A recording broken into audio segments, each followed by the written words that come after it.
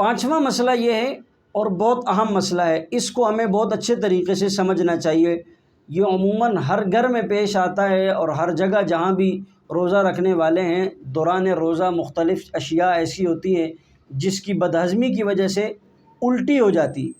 تو یہ مسئلہ ہمیں بہت اچھے طریقے سے سمجھنا ہے کہ الٹی کی وجہ سے روزہ ٹوٹتا ہے یا الٹی کی وجہ سے روزہ نہیں ٹوٹتا۔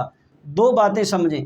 نمبر ایک، الٹی خود بخود ہوئی ہے یا الٹی آپ نے خود کی ہے اپنے اختیار سے، یعنی الٹی کی طرف آپ نے دھیان دیا اور اپنے آپ کو اس کی طرف مائل کیا اور الٹی کرنے میں آپ کا اختیار اور ارادہ شامل تھا۔ اور نمبر ایک یہ کہ بالکل بے اختیار آپ کے علم میں نہیں تھا اور اچانک متلی آئی اور آپ کو قے ہو گئی۔ تو دونوں باتوں کو سمجھنا ہے۔ نمبر ایک، آپ کے اختیار سے ہوئی یا بغیر اختیار سے۔ اگر بغیر اختیار کے ہوئی یعنی خود بخود ہو گئی، اس کی مقدار جتنی بھی ہو، چاہے منہ بھر کر ہو یا تھوڑی ہو، جتنی بھی مقدار ہو اس سے روزہ نہیں ٹوٹے گا۔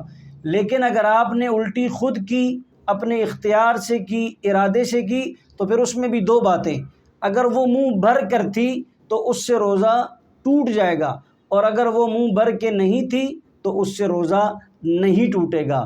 پھر اس کے بعد اگلی اس مسئلے کی حیثیت، جو الٹی کے بچے ہوئے اجزاء خود بخود واپس حلق سے نیچے اتر گئے تو اس سے آپ کا روزہ نہیں ٹوٹے گا، اور اگر آپ نے ان اجزاء کو قصداً حلق میں اتارا تو اس سے آپ کا روزہ ٹوٹ جائے گا۔